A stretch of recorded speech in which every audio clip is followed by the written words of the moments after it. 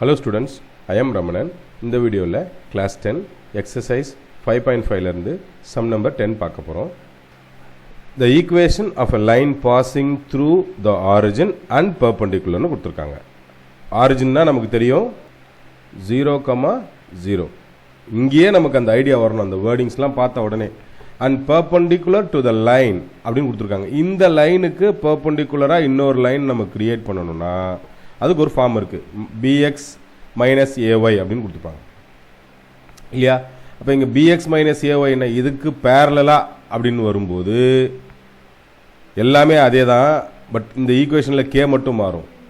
ஆனால் இதே பர்பண்டிகுலராக இருந்தால் ஏபி இடம் மாறும் ப்ளஸ் கேவும் வரும் இல்லையா.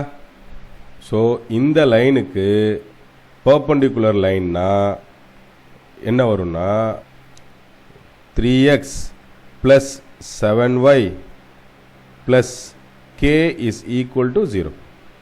அப்போ இது it passes through origin, that is 0, 0.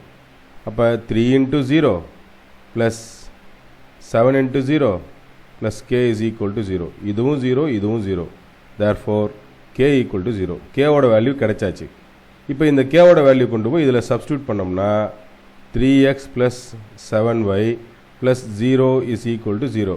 அதாவது 3x plus 7y equal to 0. இதுதான் ஆன்சர் இதுதான் சி.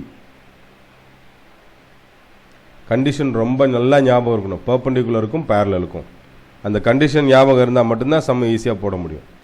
ஓகே, நான் நடத்தின இந்த சம் உங்களுக்கு ரொம்ப ஈஸியாக யூஸ்ஃபுல்லாக இருந்திருக்கும்னு நினைக்கிறேன் ஸ்டூடெண்ட்ஸ். தேங்க்யூ.